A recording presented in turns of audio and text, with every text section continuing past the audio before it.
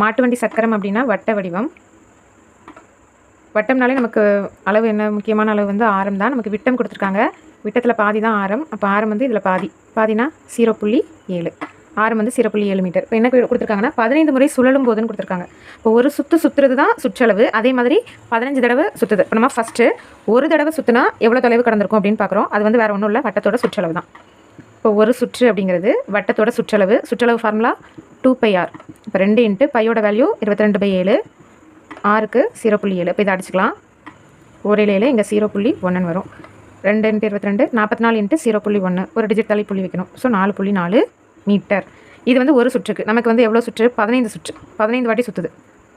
So 15 into 4.4, 15 44 பெருக்கணும் அப்படின்னா நமக்கு 660 கிடைக்கும். ஒரு ஸ்தானத்தள்ளி புள்ளி வைக்கணும். ஸோ 66.0, அதாவது 66 மீட்டர். ஆப்ஷன் 3.